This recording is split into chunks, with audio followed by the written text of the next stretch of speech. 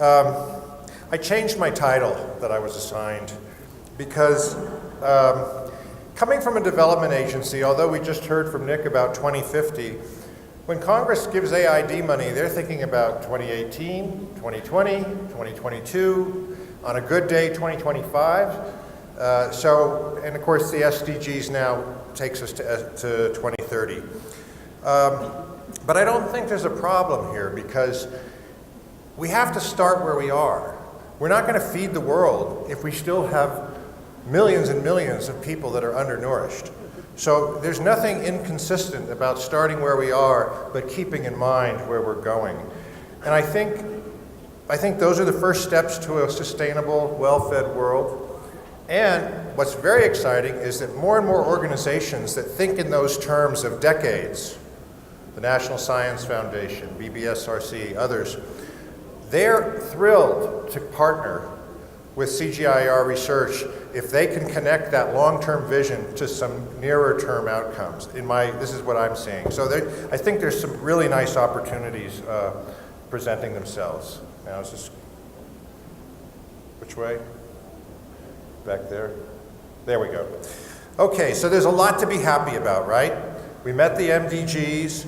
Ag and nutrition have been brought back together after being apart for many years in many agencies. We've got a focused program across many donors that came out of L'Aquila and many partners. In USAID and in Feed the Future, we have 3 top metrics: reduced hunger, reduced extreme poverty, and reduced child stunting. So Lindiwe was talking about that earlier. That is front and center in our work. And we're starting to make progress on stunting, but it is slow. It's difficult to bring down, and I'll say more about that. But SDG 2, which combines hunger and nutrition, is a really exciting, positive commitment, and also a charge to us, a sense of urgency to us, because it's only 14 years away. And I'm very pleased to tell you that just in July, President Obama signed the Global Food Security Act into United States law, which codifies in law our work in food security begun under the administration of President Obama in Feed the Future. And there's some things that have been emphasized, nutrition being one of them, resilience being another, and I think this is about vulnerable communities and the idea that no one should be left behind. Now that's not the same as poorest of the poor, but it means inclusiveness. So I think that's new on the horizon. So if we look at the figures, we can see good progress, especially in Latin America and Asia. Africa, some reduction in undernourishment in the 20 years from the early 90s to the early teens. But if you look at the poverty on the right, a different picture with Africa really lagging, although other regions doing well. Latin America, of course, is doing quite well. But looking down at the bottom of the graph, you see a surrogate for inadequate diet, and that is that hidden hunger, that micronutrient deficiency that's been mentioned by several speakers. And so that's something that's still there, insidious and very damaging, and linked to lots of things that say contribute to stunting and undernutrition. So let's start by just quickly looking at our theory of change, revisiting it. Ag growth is still the best growth for reducing poverty. And this is some more recent data from IFPRI. Zambia is a little bit of an outlier, but you can see here that agricultural growth is at least 2 times as efficient usually in driving down poverty. And that's because it generates demand for locally produced goods and services that poor people are best positioned to fill and meet. Whereas urban growth often means more imports. Very different effect on the economy. Now, another great thing about agricultural growth is that it reduces hunger. And this is from Tanzania, and what I really want you to focus on is this is about caloric consumption and the fact that agricultural growth helps drive down caloric insufficiency, and especially staples, things like maize and pulses and oilseeds. Horticulture and livestock are also good, but not as efficient, but I'm going to say more about why that isn't necessarily how it looks at first blush. So anyway, this is why this reaffirms a lot of the theories that have guided us for many years. But now Jürgen told us this morning about this, and I want to just come back to it. This is some data from FAO, but I got this from Ken Kastman. And what you can see there is that we were almost 3% per annum growth in productivity in the early days of the Green Revolution. That drove tremendous reductions in poverty. Food was cheaper in real terms, with the poor benefiting the most, since they spend most of their money on food, than it had ever been before, and that drove a huge economic cycle in the whole Green Revolution. But it's a linear rate of growth, so now that's just over 1%. And as Jürgen said, we've got to tilt that back up, but we've got some challenges. Demand is growing much faster than productivity, and that's partly income driven as people shift to cereal and soy and other intensive type foods, animal source foods. Also, we have the wild card of climate change. We don't know exactly what we're dealing with, but it's going to be more variable, more uncertain, more extreme than what we've been dealing with heretofore. And that's not just in abiotic stresses, that's about pests and diseases too, and we're already seeing that. I think the story from Bangladesh about wheat blast is definitely falls into that category of uncertainty. So where are we going to concentrate this work? For AID, and I hope for the CGIAR, we've got to think first and foremost about where poverty, hunger, and stunting and undernutrition are concentrated most. South Asia, Sub-Saharan Africa, to some degree in Central America, poverty is not as bad, but stunting rates are very high. But of course, all the world there's positive impacts to be had everywhere. I'm not leaving out the others, but in terms of really getting driving down those metrics that we're going to be judged for. So now we've been talking about nutrition. Here's a little bit of very interesting stuff from IFPRI. You can see the green is the food. About 1/3 of what contributes to nutrition outcomes and stunting reduction is food. But notice the larger part is calories and staples, the other is non-staples. Both are significant. Then water and sanitation, about evenly split between water and sanitation, another 1/3. And I wonder who knows what the bottom one is. It's women's status. That's women's education, girls' secondary school, that has that huge impact on outcomes. So the message here is that we can't do it ourselves, but neither can the other sectors. We all have to work together across nutrition and health and water and sanitation and agriculture and food. None of us will be able to do it alone, and this was explicitly recognized when Bill Gates and the World Bank and others launched the Investing in Nutrition initiative, talking about billions of dollars back in Washington this spring. They said all of these gains are going to be based on continued investment in things like food and agriculture. So at USAID and in Feed the Future, we devised a research strategy to try to approach these challenges. 3 long-term programs: climate resilient cereals, advanced approaches to pests and diseases in crops and livestock, and productive legumes. And then 3 medium-term, cross-cutting ones: safe and nutritious foods, human and institutional capacity building, and the program for policy research and markets. So those are integrative programs, kind of like the ones in the CG, I guess. And then in the middle, you see them all feeding into what we call the Program on Sustainable Intensification. So let's take a quick look at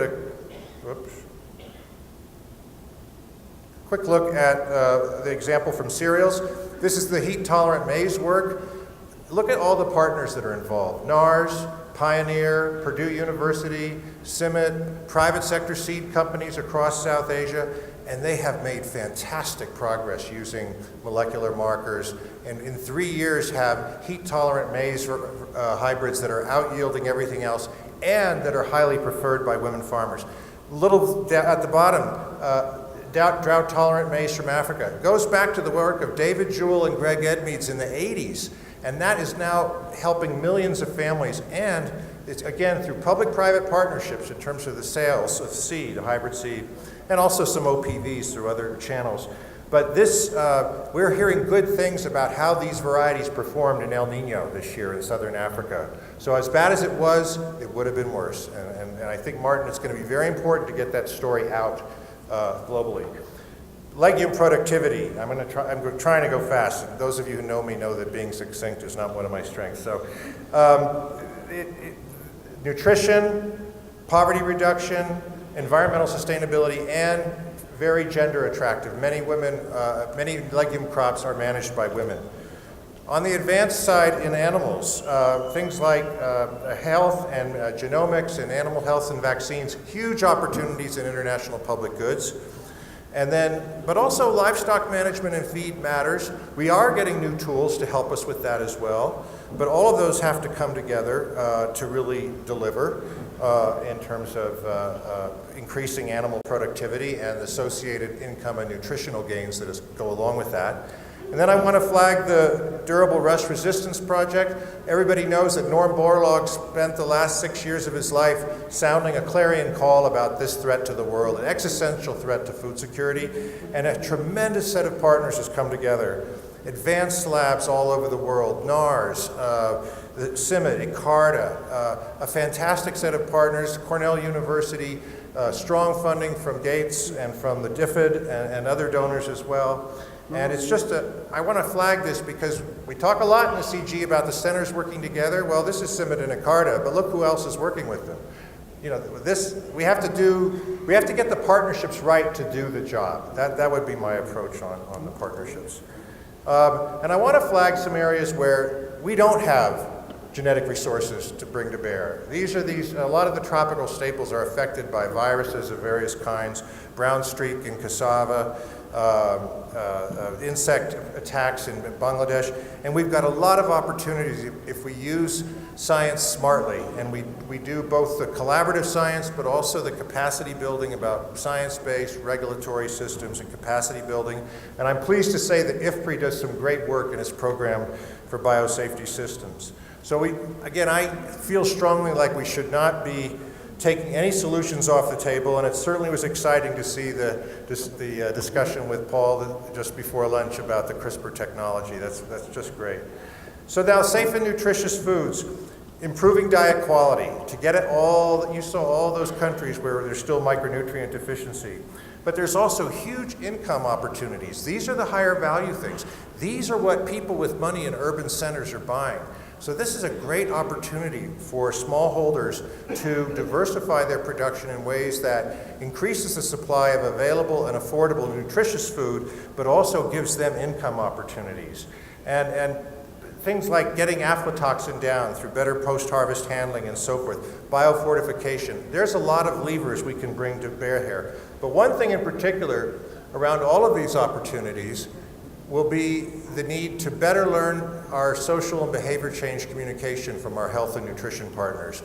Because often, it's not just about growing those foods, it's about consuming them. It's about hygiene associated with handling them, managing livestock in the homestead, this sort of thing. Now some examples on the sustainable intensification front. A woman in Malawi 20 years ago was getting 2 bags of maize per hectare. Then I guess she worked with Total Land Care or somebody and got the Federbia trees, and she is now getting 50 bags of maize, her 25-fold increase, and of course the fertilizer efficiency was fantastically increased. But look what that's meant for her. She sells half her maize now, she's bought goats and pigs, she's got biomass to feed them, she can send her children to school, she buys soap. Again, a transformative thing we all take for advantage, and she's got a brick house. She built a house. So this is the human face of sustainable intensification. And just to take it further, some great work coming out of SIGSNAP and Malawian partners and CG partners and others on doubled up legumes. And this is where you integrate semi-perennial pigeon pea with other legumes like groundnut and bean and soy, and then you rotate that with maize. And it's a triple win on the problem facing so much of Africa, which was similar to what my colleague from Argentina talked about this morning. Differently, a need for biomass, which opens up all kinds of opportunities, and climate smart. Soil cover, huge. Soil fertility. And this has been so successful, to show you here, that we have 3 times the yield from that rotational system, 2.5 times the income, 2.5 times the protein, a huge increase of biomass that admits the opportunities around livestock, as well as much better soil fertility and fertilizer use efficiency. And this is with half as much mineral fertilizer, by the way, these very high yields that are 3 times higher. And you can see how fast that positive, that's years on the bottom, how fast that impact came. So you're getting much higher water use efficiency, and you're getting much higher fertilizer use efficiency. And those